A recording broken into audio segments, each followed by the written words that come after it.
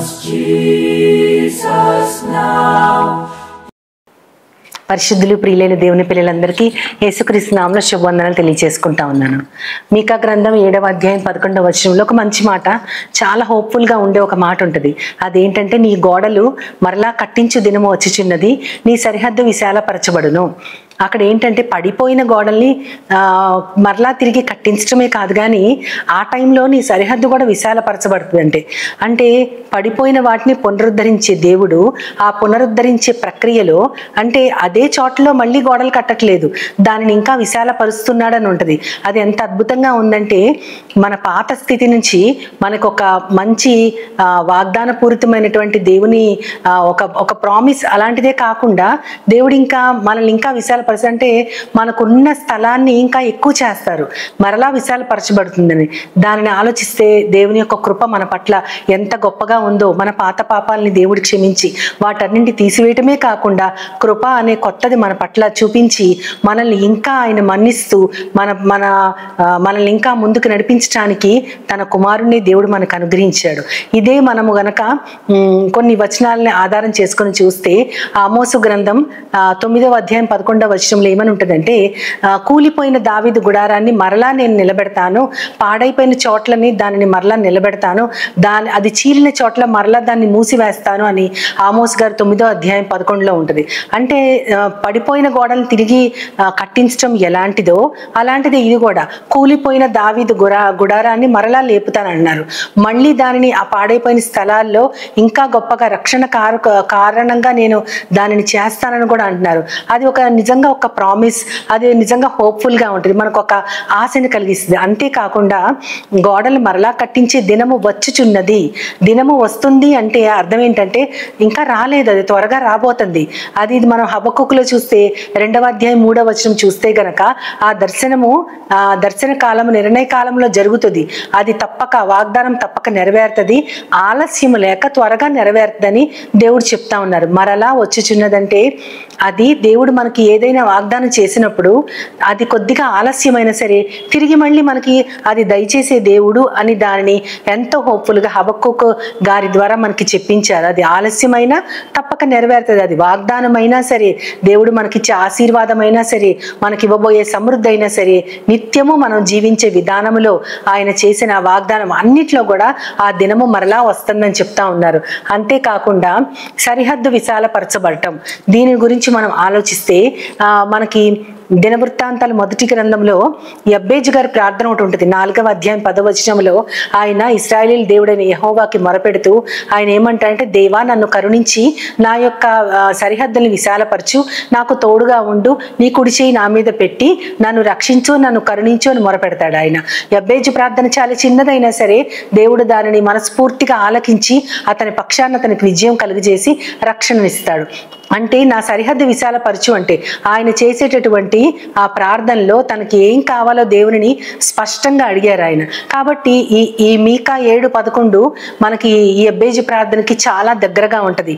అక్కడ కూడా నీ సరిహద్దుని విశాలపరుస్తానని దేవుడు చెప్తున్నారు, ఇక్కడ కూడా ఈయన తన సరిహద్దుని విశాలపరచమని అడుగుతా ఉన్నారు. అంటే పునరుద్ధరణ నుంచి తిరిగి మళ్ళీ రిస్టోరేషనే కాకుండా తిరిగి దానికి ఎక్కువ చేసి దేవుడు ఇవ్వటం అన్నమాట. దానిని మనం ఆలోచిస్తే కొంతమంది వ్యక్తుల జీవితాలను గమనిస్తే, యోబు గారిని గమనిస్తే, ఆయన పోగొట్టుకున్నదంతా రెండింతలుగా తిరిగి మళ్ళీ సంపాదించారు. ఆయనకున్న ఆస్తులు ఏంటి, ఆయనకున్న ఆ జంతు సంపద ఏంటి, ఆయనకున్నటువంటి ఆ స్థలాలు ఏంటి, పొలాలైనా సరే ఏదైనా సరే తన బిడ్డలతో సహా ఆయన రెండింతలుగా ఆయన పొందాడని మనం చదువుతాము. అంటే ఆయన పోగొట్టుకున్న దానిలోంచి దేవుడు ఆయన్ని విశాలపరిచి తిరిగి తీసుకొచ్చాడు సర్వసమృద్ధిలోకి.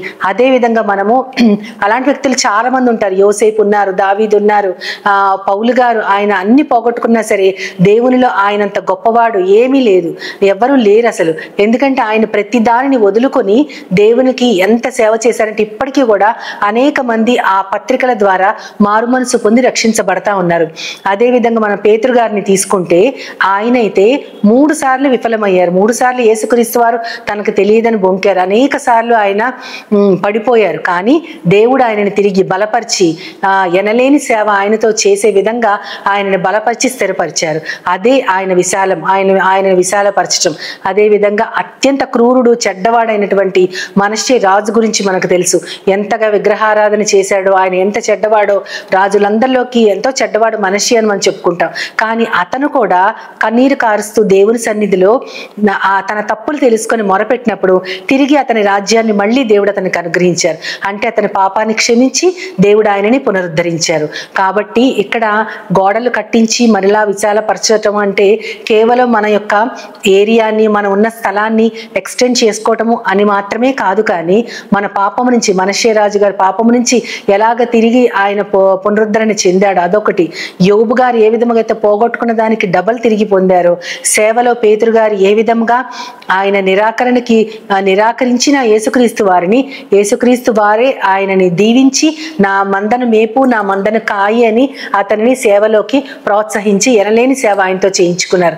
కాబట్టి మనకు కూడా పడిపోయిన స్థితి ఏదైనా ఉండొచ్చు, మనం పూర్తిగా నాశనమైపోయి ఉండొచ్చు, మన పరిస్థితులు ఏమాత్రము బాగోని పరిస్థితులు అయి ఉండొచ్చు, కృంగిపోయిన పరిస్థితుల్లో మనం ఉండొచ్చు, సొమ్మసిలిన వారంగా మనం ఉండొచ్చు. మనకి బలాన్ని ఇచ్చే దేవుడు మామూలు బలాన్ని ఇవ్వడది, తిరిగి రెండింతలుగా మనల్ని విశాలపరుస్తూ, మనల్ని బలపరుస్తూ, మనల్ని అభివృద్ధి పరుస్తూ, ఆయన నిత్యము మనతో ఉండి మనకు కావాల్సినవన్నీ ఇస్తూ మనల్ని దీవించే దేవుడు. కాబట్టి ఈ వాక్యాన్ని మనం అందరం గుర్తుపెట్టుకుందాం. ఎందుకంటే మన జీవితంలో ఏది పడిపోయినా తిరిగి దానిని కట్టటమే కాకుండా దాన్ని విశాలపరిచి మనకి ఆయన వాగ్దానాలతో సంతృప్తిని, సంతోషాన్ని కలుగజేస్తారు.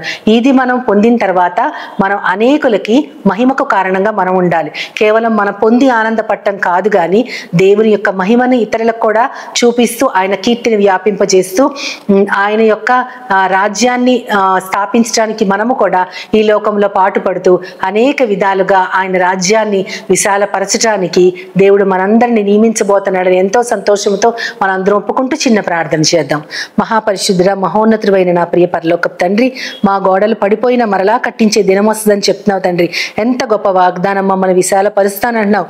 అది ఆరోగ్య రీత్యా అయినా సరే, మా పరిస్థితుల రీత్యా అయినా సరే, మా ఉద్యోగ రీత్యా అయినా, మా ఆస్తి పాస్తుల నష్టం విషయంలో అయినా సరే, ప్రాణం విషయంలో అయినా సరే ప్రభా, మీరు మరలా మమ్మల్ని విశాలపరచబోతున్నారు. మేము అదంతా కూడా నీ సేవలో వాడుకోవడానికి ప్రభా, మాకు నువ్వు అనుగ్రహించిన ప్రతి ఘనత, నీ మేలుని, నీ మహిమ కోసం ఇతరుల మధ్య చాటుతూ మేము కూడా నిన్ను, నీ వాక్యాన్ని విశాలపరిచేంతగా మమ్మల్ని అందరినీ దీవించమని నీ చేతులకు అప్పచెప్పుకుంటూ నీ ప్రియ కుమారుడు, నా ప్రియ ప్రభువైన యేసుక్రీస్తు వారి ద్వారా కోరి ప్రార్థిస్తున్నాను పరమ తండ్రి.